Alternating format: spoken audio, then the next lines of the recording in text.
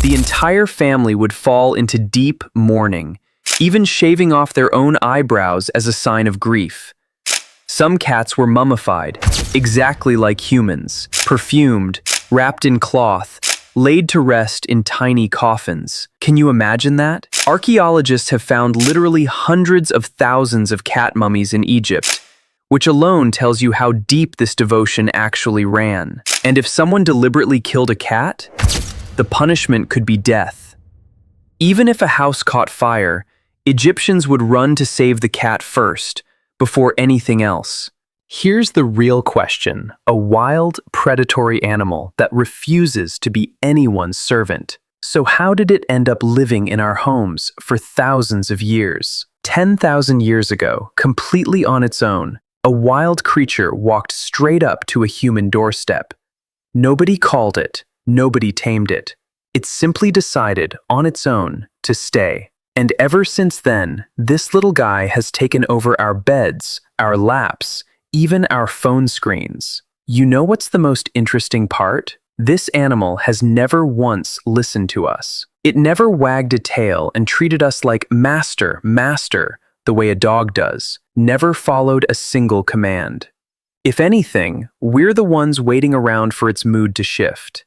And yet, today, millions upon millions of people watch videos of this exact same animal every single day, make memes out of it, stay up late scrolling through reels of it. Yes, we're talking about cats. A wild animal that moves entirely on its own terms, answers to no one, serves no one, and yet, over time, has burrowed even deeper into our lives? What's actually going on here? So here's what happened. About 10,000 years ago, somewhere in the Middle East, humans had just learned to grow wheat and barley. Before that, people were completely nomadic, here today, somewhere else tomorrow, surviving on hunting and foraging from the forest. But once farming began, the whole game changed. People started settling down in one place, growing crops, and building large storehouses to hold that grain. Enough to get them through the whole year. But here's the thing. A new problem showed up right along with it. The moment those storehouses filled up, rats came swarming in massive numbers. A whole year's worth of hard-earned harvest was disappearing right in front of people's eyes, and there wasn't much they could actually do about it. That's exactly when the wildcat entered the story. The African wildcat, to be specific. And let's be clear, these cats didn't show up out of love for humans, not even close. They came for the smell of food, or rather, the smell of rats. Wherever there was more grain, there were more rats. And for a cat, that was basically an all-you-can-eat buffet laid out on a table. And humans noticed something too. Wherever cats hung around, rats caused less trouble, and more of the harvest survived. And that's where this strange friendship really began. Nobody caught a cat and shoved it in a cage. Nobody trained it. Instead, both sides simply got used to being near each other, little by little. Humans didn't chase the cats away because they were useful. Cats didn't leave either because the food supply was guaranteed. And over generations, the cats that could tolerate being close to humans a little more than others were the ones that survived longer and had more kittens. Slowly, this shaped an entirely new kind of cat, one that felt completely comfortable living alongside people. This is exactly why scientists like to joke that cats basically domesticated themselves. With dogs, humans deliberately bred and trained them over generations. But the story with cats is completely different. It walked into human life entirely on its own terms. And honestly, it's still carrying around a lot of that same old attitude today.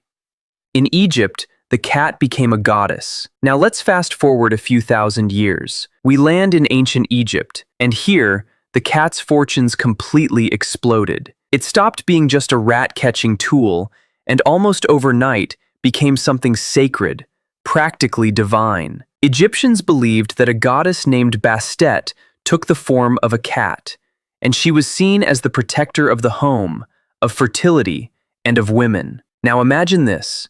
What happened when a household cat died? The entire family would fall into deep mourning, even shaving off their own eyebrows as a sign of grief. Some cats were mummified, exactly like humans, perfumed, wrapped in cloth, laid to rest in tiny coffins. Can you imagine that? Archaeologists have found literally hundreds of thousands of cat mummies in Egypt, which alone tells you how deep this devotion actually ran. And if someone deliberately killed a cat, the punishment could be death. Even if a house caught fire, Egyptians would run to save the cat first, before anything else. And this is really where the whole way of seeing cats started to shift. It stopped being just a useful tool and became something mysterious, almost magical. That calm yet fiercely independent nature, those eyes glowing in the dark, that ability to move without making a single sound, all of it, together, created a deep sense of fascination in people, something close to fear mixed with reverence. Cats spread across the world along trade routes. But cats didn't spread across the world all on their own, walking from place to place. Merchants and sailors played a huge role here. Here's the thing, ancient ships also carried sacks of grain, and guess what showed up there too? The same old problem, rats. So keeping a cat on board became a completely standard practice. Phoenician, Greek, and Roman traders carried cats on their ships from port to port. And wherever the ship stopped, a few cats would get off, or simply get left behind. And that's how, essentially traveling for free, cats made their way into Europe, into Asia, and even all the way to Japan. In Japan, the cat picked up a whole new identity. That's where the culture of maneki neko, or the beckoning cat of good fortune, was born, where cats came to represent luck and prosperity. Even today, walk into any shop in Japan and you'll spot that little cat figure with one paw raised. And that's still carrying the echo of that ancient belief. Then, in the Middle Ages, everything flipped. But here's the thing, this happy story of the cat didn't stay happy forever.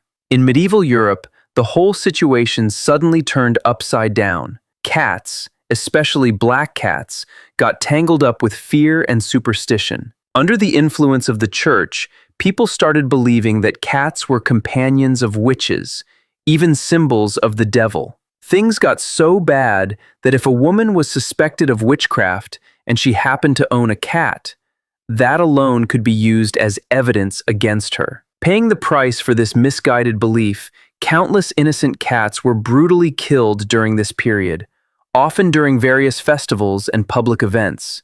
And here comes the strangest, saddest part of the whole story. Historians believe that the decline in cat populations caused rat numbers across Europe to explode. And those rats carried a particular kind of flea that spread the Black Death, the terrifying plague that killed roughly a third of Europe's entire population. Just think about that. A mistaken belief about cats may have, in a roundabout way, made one of history's most devastating pandemics even worse. This part of the story makes something very clear: how quickly human feelings toward an animal can flip, from love to fear, and then back again from fear to love, all depending on time and circumstance. And that's exactly what happened. Over time, this superstition slowly faded away. Past the Renaissance, alongside the spread of science and reason, cats found their way back into human homes in the modern era, this time more permanently than ever. Not just as working animals anymore, but as beloved, genuinely close companions. How does a cat win us over so easily? Here's an interesting question worth asking. Without being loyal the way a dog is, how did the cat become so beloved by humans? The answer, really, is hidden in its own nature. A cat never comes to you just to show loyalty. It comes entirely on its own terms. And that independent streak is exactly what draws us in. Because when a cat suddenly, on its own, walks over and settles into your lap, it never feels ordinary. It feels like it chose you, with no obligation involved at all. Science actually backs this up with some fascinating details. That purring sound cats make has a specific frequency range, usually somewhere between 25 and 150 hertz. And here's the interesting part. Multiple studies have found that this sound may actually help reduce stress in humans. Some researchers even believe it could help with bone and tissue healing. Think about that. Nature's own soothing melody, slowly calming your mind down. That's probably why, for a lot of people, just sitting next to a cat feels like a tiny, free form of therapy. On top of that, a cat's eye shape, its soft body, its large head, and its round face all come together to create features that look a lot like a human baby's. Psychologists call this baby schema. And this is exactly what naturally triggers feelings of affection and tenderness in us, the same kind of feeling we get when we look at a human infant. Today, the cat is the king of the internet. In the modern era, the cat's story has taken a completely new turn. Every single day, millions of people around the world watch cat videos on social media and share memes about them. Since the very early days of the internet, the cat has basically sat itself down as an unofficial king. Most of the earliest viral videos online were about cats, and even today, across YouTube, Instagram, and TikTok, there's absolutely no shortage of cat content. And there's a fun reason behind this, too. A cat's behavior is often completely unpredictable, genuinely funny, and just as whimsical as our own. One moment, a cat might climb into an empty box and just sit there for no reason. The next, it might ignore an expensive toy entirely and chase a plain paper ball around all day instead.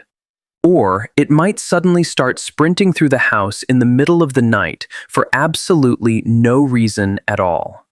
These strange, unexpected antics are exactly what make us laugh, and that laughter spreads instantly, crossing every language and every border. So, what's the real secret here? A tiny relationship that began beside a grain storehouse 10,000 years ago has now reached every corner of the online world, every continent, nearly every single home. Cats have never obeyed human commands, never wagged a tail to show loyalty, and yet humans have kept loving them generation after generation. Sometimes we placed them on the throne of gods. Sometimes we pushed them away out of fear, and then, again and again, pulled them right back close. Maybe this is exactly where the real secret is hiding. We tend to love things more when they aren't easy to have, things that live entirely on their own terms, yet still choose, every once in a while, to come to us anyway. Cats teach us something simple but genuinely profound. Love doesn't always come in exchange for loyalty. Sometimes it comes wrapped in freedom and a little bit of mystery. And maybe that's exactly why, 10,000 years later, starting from a grain storehouse, passing through the palaces of pharaohs, surviving the dark superstitions of the Middle Ages, and landing right here on today's phone screens, humans keep falling in love with cats over and over again in every single generation.